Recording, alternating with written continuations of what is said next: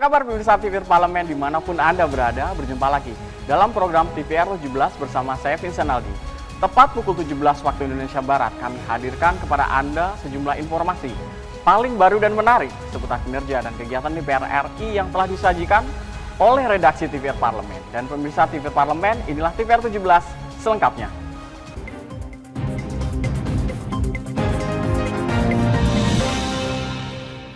Bantuan sosial untuk masyarakat rawan akan penyelewengan oleh oknum yang tidak bertanggung jawab, baik dari segi nilai bansos yang diterima hingga potongannya.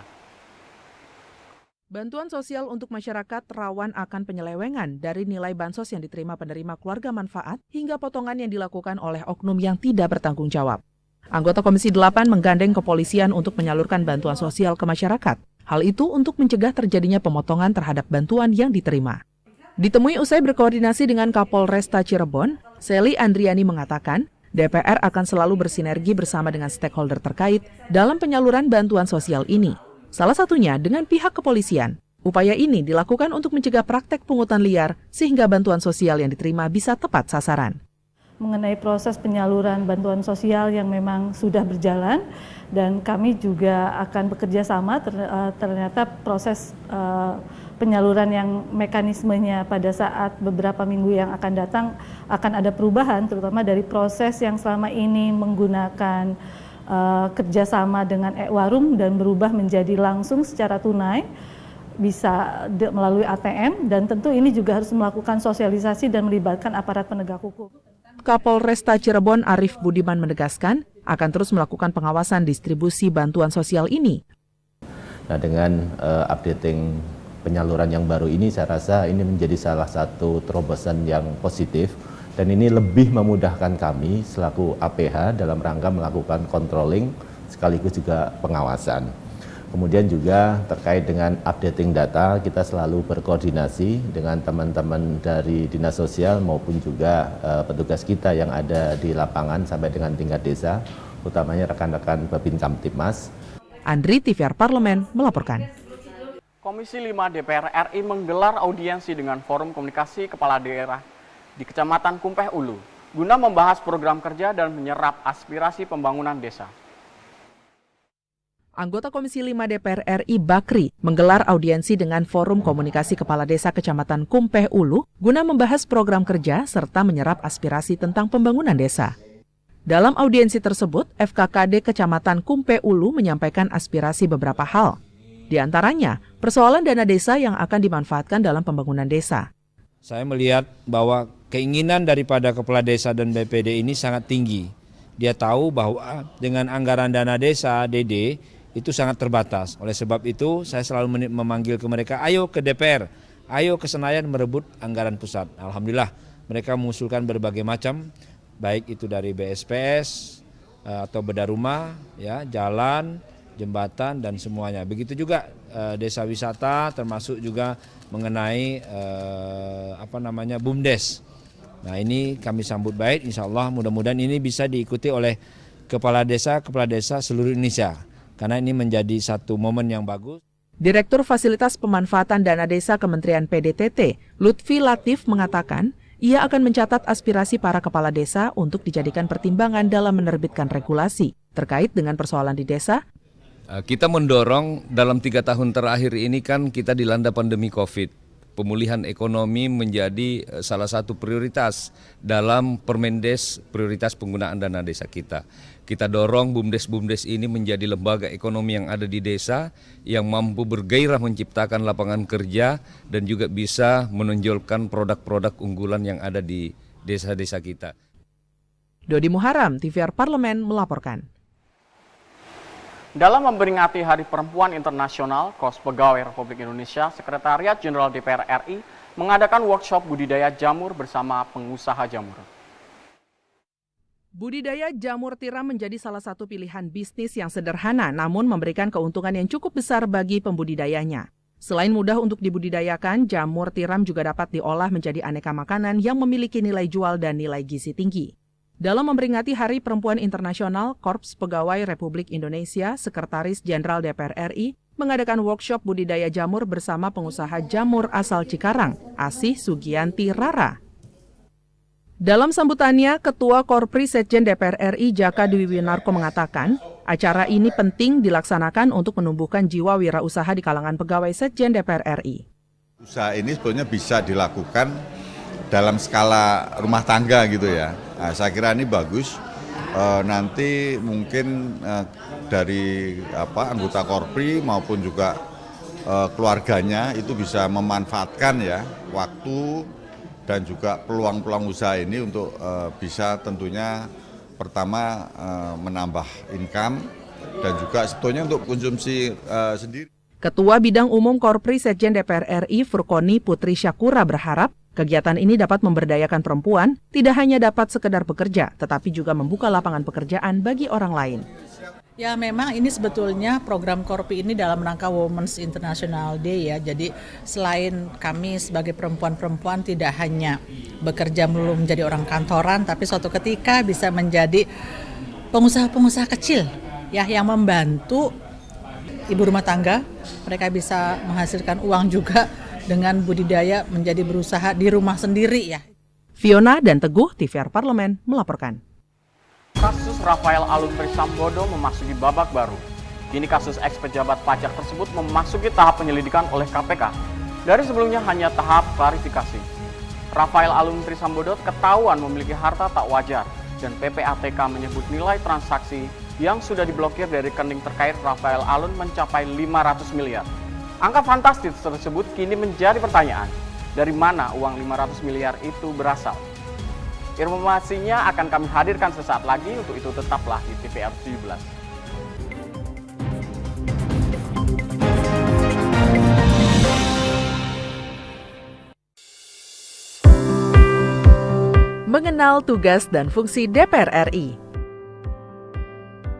Dewan Perwakilan Rakyat atau DPR adalah lembaga negara yang mewakili aspirasi rakyat. Kehadiran DPR RI merupakan salah satu bukti bahwa Indonesia merupakan negara demokrasi. Sebagai salah satu lembaga perwakilan rakyat, apa saja tugas dan fungsi yang diemban DPR RI? Berdasarkan pasal 20A ayat 1 Undang-Undang Dasar 1945, DPR memiliki 3 fungsi, yakni fungsi legislasi, anggaran, dan pengawasan. Tugas dan wewenang DPR berbeda untuk setiap fungsinya. Yang pertama, fungsi legislasi. Menyusun program legislasi nasional atau prolegnas, menyusun dan membahas rancangan undang-undang, menerima rancangan undang-undang yang diajukan oleh DPD, membahas rancangan undang-undang yang diusulkan oleh Presiden ataupun DPD, menetapkan undang-undang bersama dengan Presiden, menyetujui atau tidak menyetujui peraturan pemerintah pengganti undang-undang yang diajukan oleh Presiden untuk ditetapkan menjadi undang-undang. Yang kedua, fungsi anggaran. Memberikan persetujuan atas rancangan undang-undang tentang APBN yang diajukan oleh Presiden. Memberikan persetujuan terhadap pemindah-tanganan aset negara maupun terhadap perjanjian yang berdampak luas bagi kehidupan rakyat yang terkait dengan beban keuangan negara.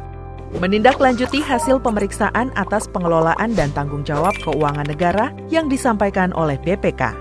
Memperhatikan pertimbangan DPD atas rancangan undang-undang tentang APBN dan rancangan undang-undang terkait pajak, pendidikan, dan agama. Yang ketiga, fungsi pengawasan. Fungsi pengawasan, DPR bertugas melakukan pengawasan terhadap pelaksanaan Undang-Undang APBN dan kebijakan pemerintah, serta membahas dan menindaklanjuti hasil pengawasan yang disampaikan oleh DPD. Demikian penjelasan tentang tugas dan fungsi DPR menurut Undang-Undang. Informasi ini dipersembahkan oleh TV dan Radio Parlemen, Biro Pemberitaan Parlemen, dan Sekretariat Jenderal DPR RI.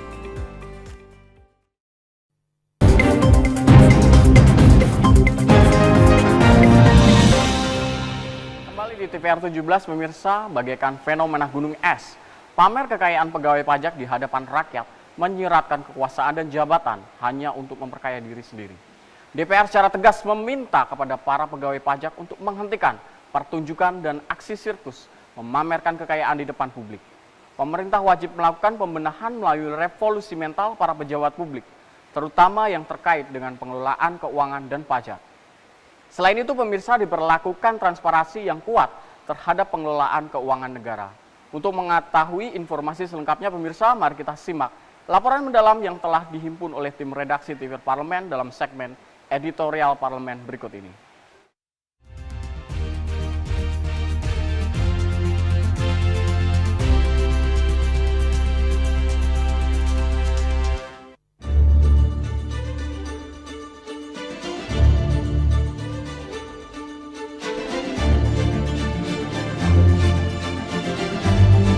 Babak baru kasus Rafael Alun, momentum revolusi mental pejabat pajak. Kisah Rafael Alun Trisambodo memasuki babak baru. Kini kasus ex-pejabat pajak tersebut memasuki tahap penyelidikan oleh KPK dari sebelumnya hanya tahap klarifikasi. Yang menggegerkan publik, Rafael Alun Trisambodo ketahuan memiliki harta tak wajar. Bahkan Pusat Pelaporan dan Analisis Transaksi Keuangan atau PPATK telah memblokir 40 rekening terkait Alun dan keluarganya.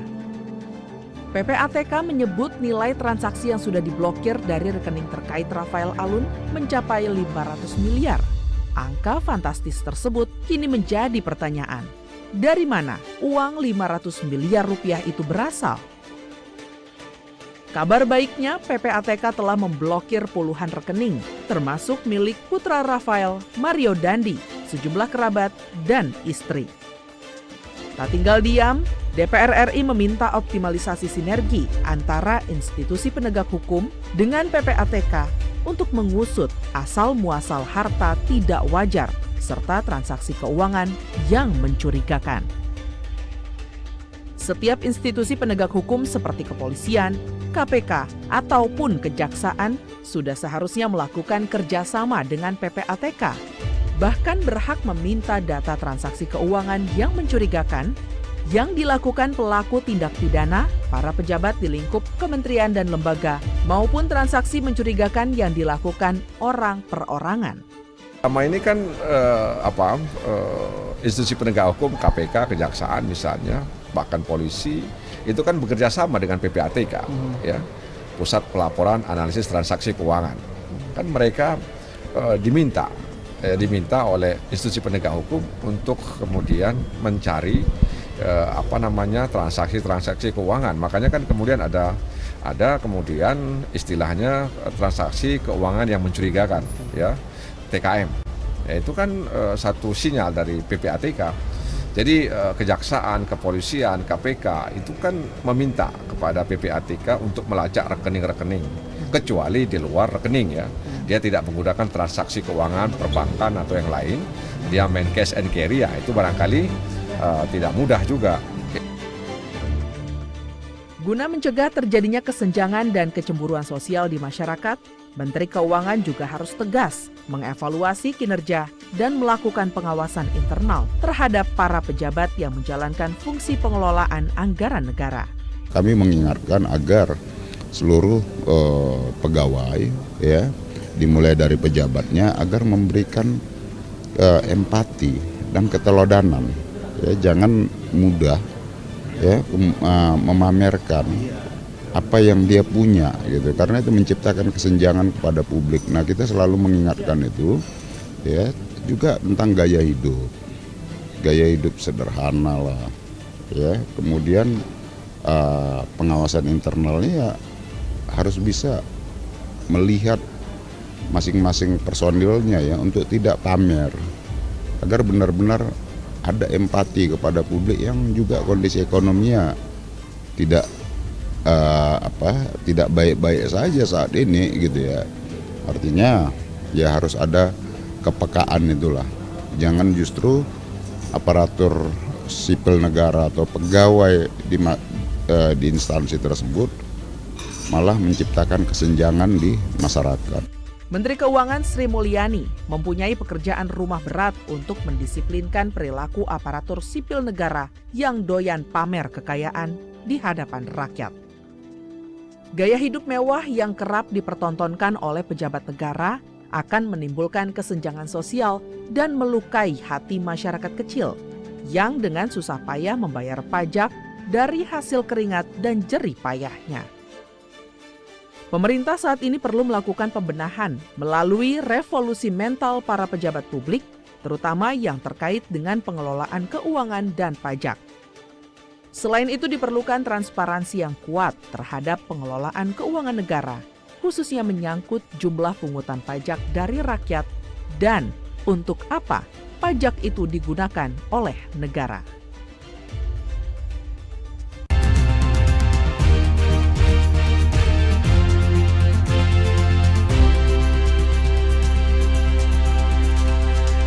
Dalam rangka memenuhi undangan pimpinan Parlemen Hungaria, Wakil Ketua DPR RI Rahmat Gobel berupaya meningkatkan peluang kerjasama antara Indonesia dengan Hungaria maksud kami, terutama di bidang pendidikan, kebudayaan, dan investasi.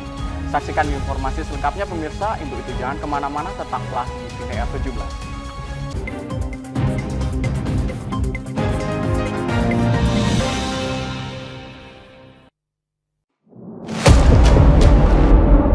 Sini ditambang, konflik yang terjadi, warga sini tidak mengizinkan. Masalah yang tersisihkan menjadi kesenjangan sosial. Ya namanya rakyat kecil gak bisa apa-apa, mau komplain juga gak didengar. Sebab apa? Itu menyangkut isi perut kami semua. Bagaimana memutus keterbatasan untuk didengar? Jadi kalau misalnya masyarakat sudah merasa tidak lagi ada yang memperjuangkan aspirasinya, maka masyarakat memang sangat berhak untuk meminta dewan yang mewakili mereka di parlemen. Kami menyusuri batas-batas peristiwa, mengurai berbagai polemik yang terjadi, meluruhkan suara-suara marginal, menjadi nyata dalam setiap aspirasi, melaksanakan tugasnya sebagai wakil rakyat. Saksikan aksi Dewan segera hanya di TVR Parlemen. DPR RI memiliki fungsi diplomasi dalam menjalankan politik luar negeri sesuai dengan pasal 116 Undang-Undang MD3. Kontribusi aktif BKSAP DPR RI memainkan peranan penting dalam memenangkan persaingan global melalui IPU, IPA, IPPF, IPA, dan PUIK. BKSAP memiliki komitmen yang tinggi dalam krisis kemanusiaan dunia. Fungsi diplomasi dijalankan untuk mendukung upaya pemerintah dalam melaksanakan politik luar negeri. Perempuan Parlemen mengungkap sisi kehidupan pribadi anggota DPR RI.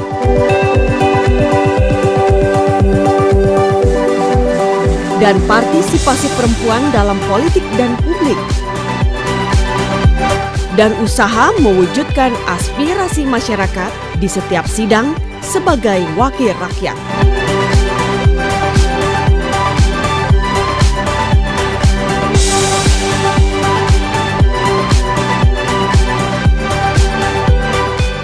Keseharian dalam keluarga.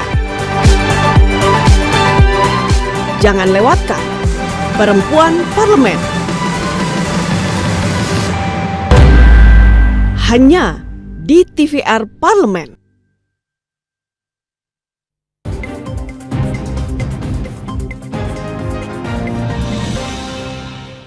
Kembali di TVR 17 pemirsa, Wakil Ketua DPR RI Rahmat Gobel melakukan kunjungan muhibah ke Parlemen Hungaria. Kunjungan ini merupakan kunjungan balasan atas kunjungan Wakil Ketua Parlemen Hungaria, Olah Lajos, untuk semakin mempererat hubungan parlemen kedua negara.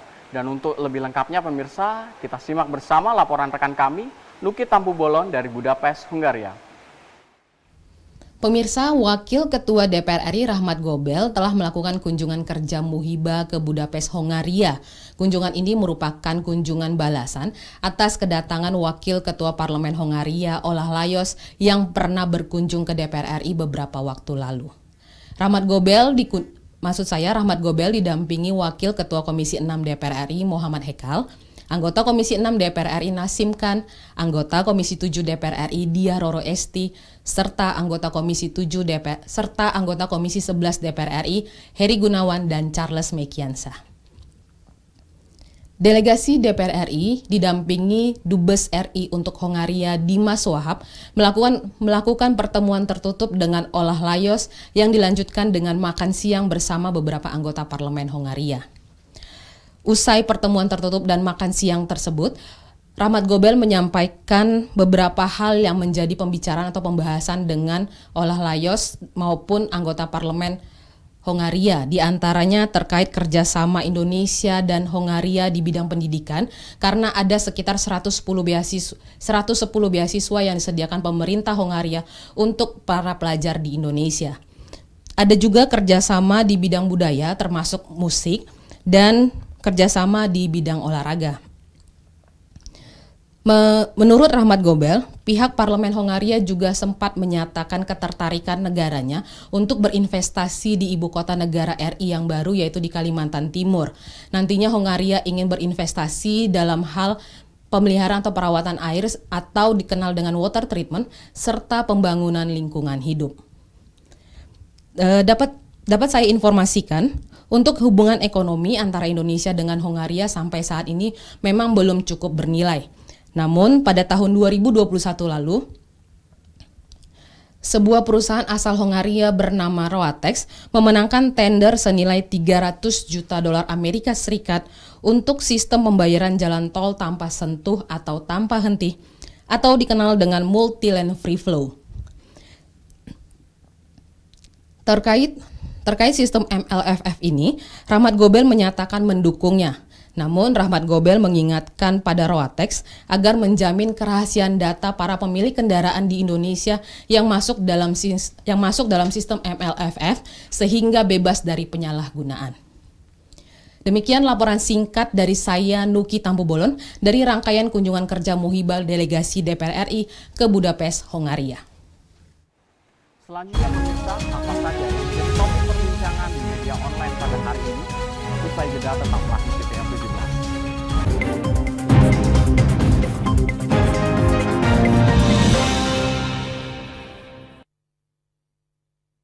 17. Utang-utang dulu saya.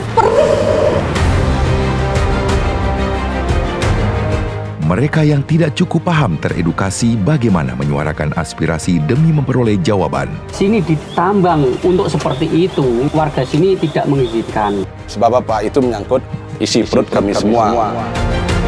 Hadir menelisik mulai dari hulu ke hilir. Mengapa?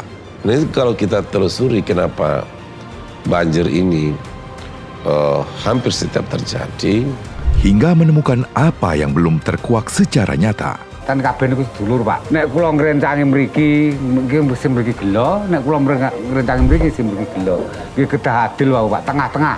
Menghadirkan peran anggota DPR RI demi mendapatkan solusi.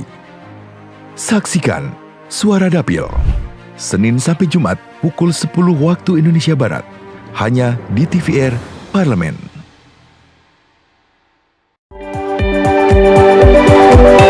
Perempuan Parlemen mengungkap sisi kehidupan pribadi anggota DPR RI.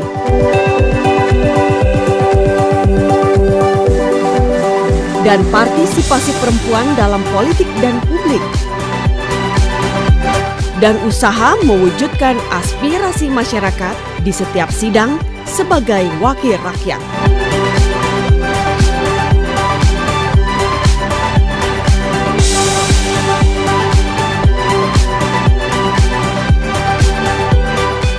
Keseharian dalam keluarga. Jangan lewatkan Perempuan Parlemen. Hanya di TVR Parlemen.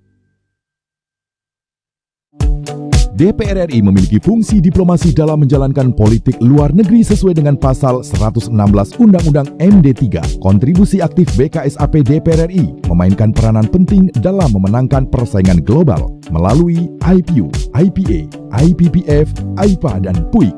BKSAP memiliki komitmen yang tinggi dalam krisis kemanusiaan dunia. Fungsi diplomasi dijalankan untuk mendukung upaya pemerintah dalam melaksanakan politik luar negeri.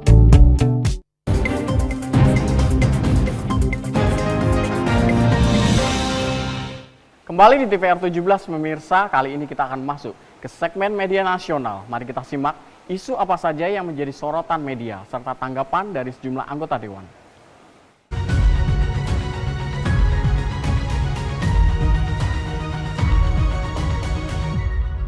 Baik pemirsa, berita pertama yang menjadi headline di media online yaitu Depo Pertamina terbakar.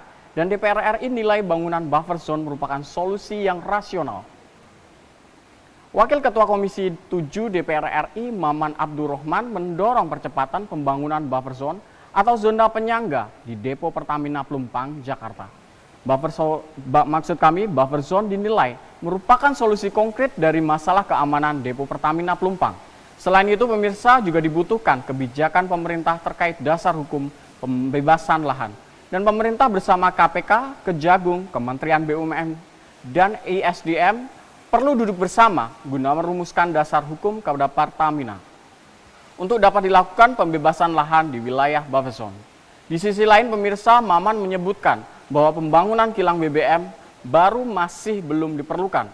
Sebagaimana hasil pengawasan DPR di lapangan, berdasarkan pengamatan, Maman melihat pasokan BBM saat ini tidak terganggu dengan kilang BBM yang ada. Dan berita selanjutnya pemirsa yang menjadi headline di media online yaitu Komisi 11 DPR RI meminta Kemenkeu gandeng penegak hukum. Usut transaksi mencurigakan 300 triliun. Menteri Koordinator Bidang Politik, Hukum, dan Keamanan Mahfud MD mengungkapkan ada temuan transaksi baru yang mencurigakan di lingkungan Kementerian Keuangan senilai 300 triliun rupiah. Menanggapi hal itu, anggota Komisi 11 DPR RI Putri Komarudin menilai Kemenkeu perlu mengevaluasi internal dan menggandeng aparat penegak hukum untuk terkait kasus tersebut. Dan Putri menilai penanaman nilai-nilai integritas menjadi landasan yang sangat penting guna terbentuknya reformasi birokrasi di Kemenkeu.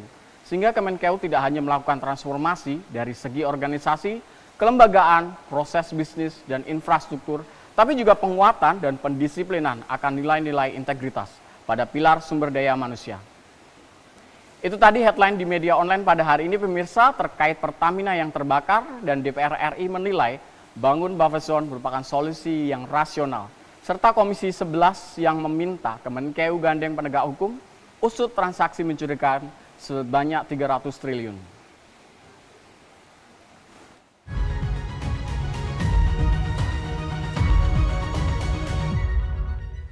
Dan pemirsa TVR Parlemen, segmen media online tadi sekaligus menutup program TVR 17 edisi sore hari ini.